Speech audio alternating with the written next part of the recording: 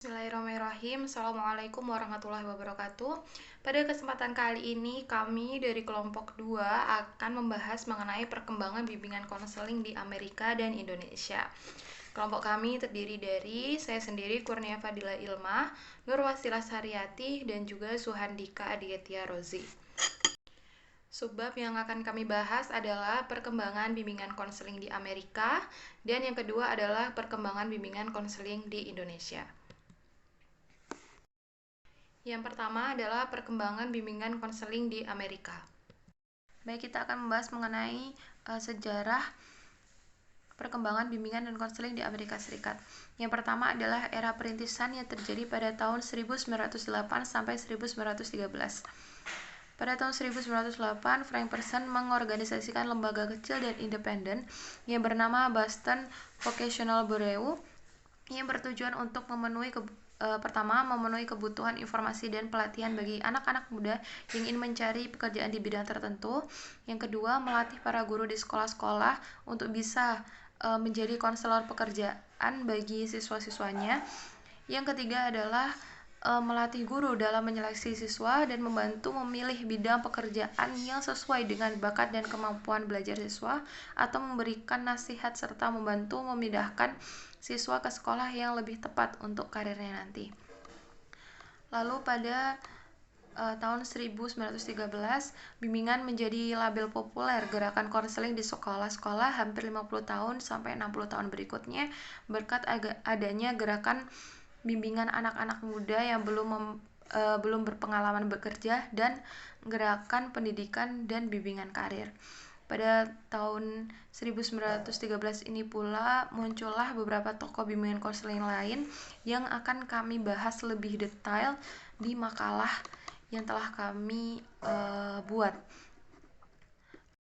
Selanjutnya adalah era Perang Dunia Pertama yang terjadi pada tahun 1914 sampai 1934. Nah, pada era ini dua perkembangan signifikan dalam psikologi mempengaruhi perkembangan gerakan bimbingan dan konseling di sekolah, yaitu yang pertama, pengenalan dan pengembangan tes psikologi standar yang diberikan secara kelompok, dan yang kedua adalah gerakan kesehatan mental. Nah, untuk tes psikologis pertama kali digunakan untuk menyeleksi wamil pada saat Perang Dunia Pertama. Dan setelah perang berakhir, tes ini digunakan untuk mengukur kompetensi para siswa dari jenjang SD sampai dengan jenjang SMA. Seperti itu. Selanjutnya adalah era Perang Dunia Kedua yang terjadi pada tahun 1934 sampai 1950. Pada era ini banyak pihak yang mulai mengakui manfaat gerakan bimbingan. Nah, Asosiasi Guru Negara bagian New York menerbitkan laporan tahun 1934 yang mendefinisikan konsep bimbingan dari gerakan ini sebagai proses membantu individu-individu membuat penyesuaian hidup yang dibutuhkan. Akhir Perang Dunia Kedua, gerakan bimbingan mulai menampaki vitalitas dan arah yang baru dengan pengaruhnya yang besar sebagai gerakan konseling di sekolah dan masyarakat. Selanjutnya adalah era Perang Dingin yang terjadi pada tahun 1950 sampai 1980. Jadi pada tahun 1957, Uni Soviet menggemparkan dunia karena sukses meluncurkan satelit pertama manusia. Nah, dari berita ini secara signifikan mendorong Amerika Serikat untuk meningkatkan gerakan bimbingan dan konseling. Nah, persaingan ini mendorong para konselor mendesak pemerintahan untuk meningkatkan mutu pendidikan. Selanjutnya adalah era globalisasi yang terjadi pada tahun 1980 sampai sekarang. Pada tahun 1981 dibentuklah CACREP atau Council for Accreditation of Counseling and Related Educational Programs, divisi pengakreditasian ACA. Nah,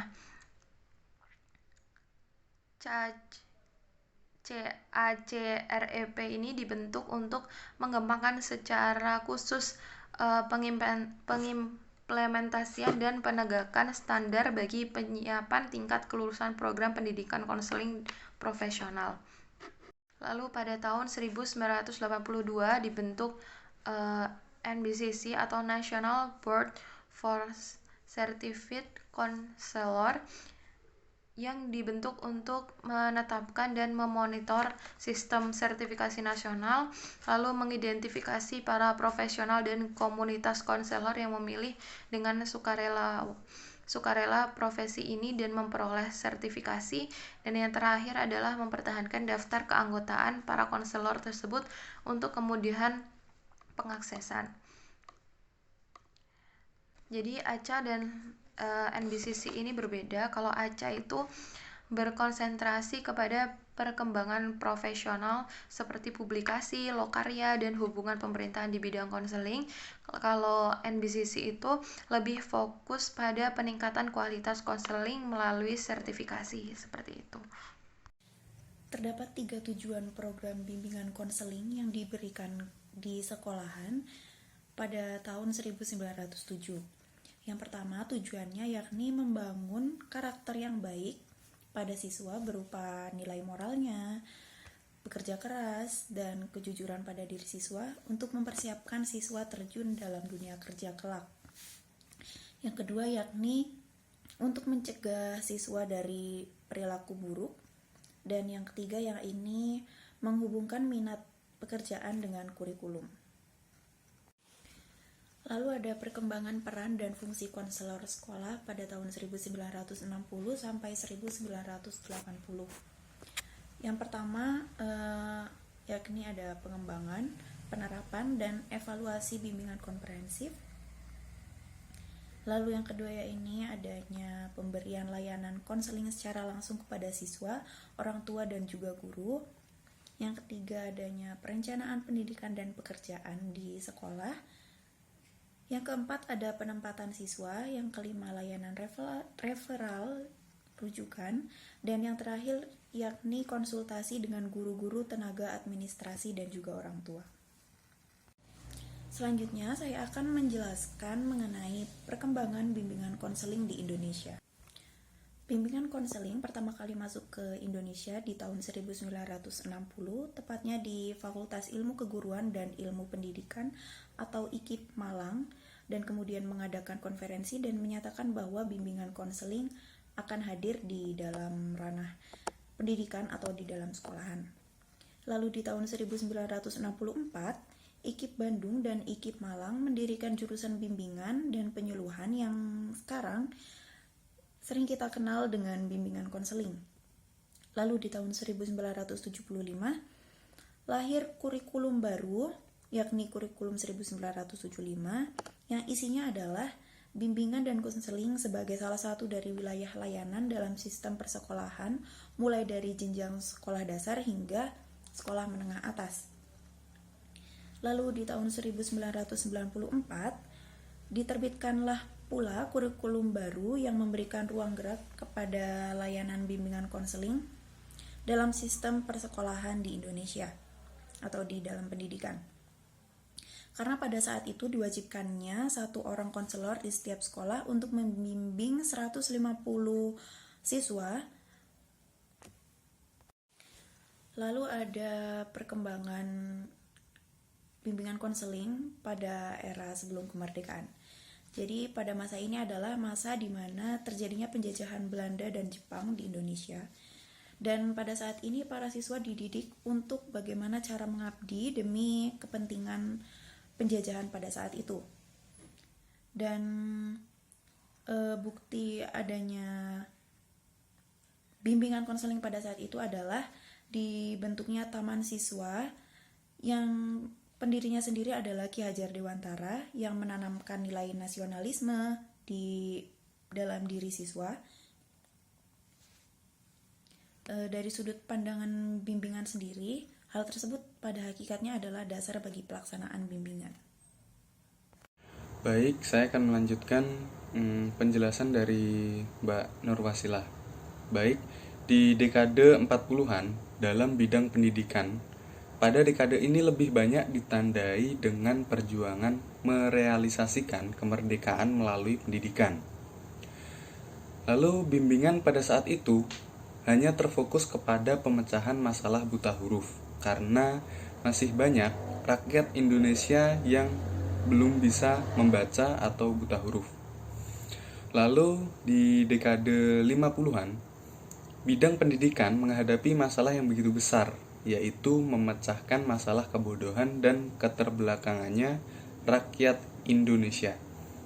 Kegiatan bimbingan pada dekade ini lebih banyak tersirat dalam berbagai kegiatan pendidikan untuk membantu siswa agar berprestasi.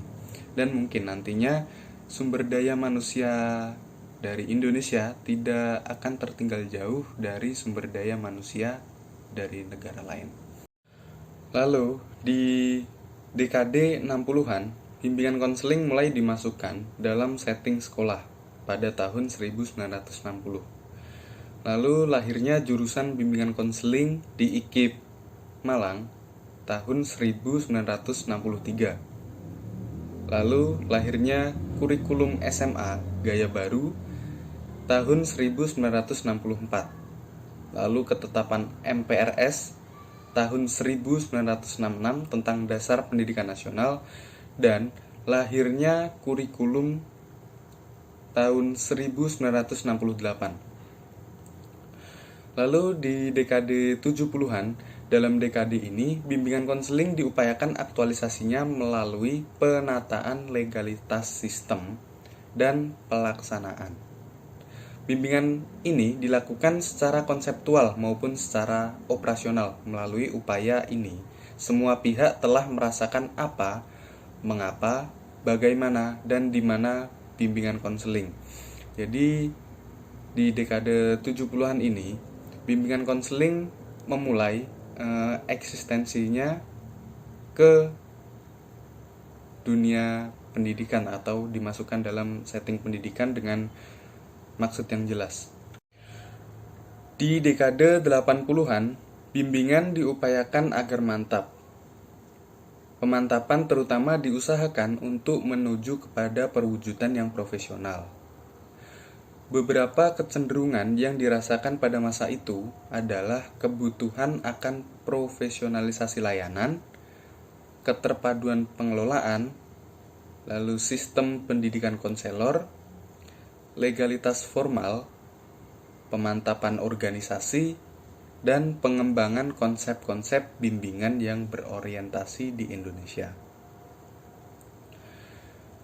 Lanjut ke dekade 90-an. Sampai tahun 1993, pelaksanaan bimbingan konseling kurang jelas. Banyak orang tua siswa yang berpandangan kurang bersahabat pada BK atau bimbingan konseling. Muncul anggapan jika anak yang sering masuk ke ruang BK atau ruang bimbingan konseling adalah anak yang bermasalah. Baik, sekian penjelasan dari kami. Wassalamualaikum warahmatullahi wabarakatuh.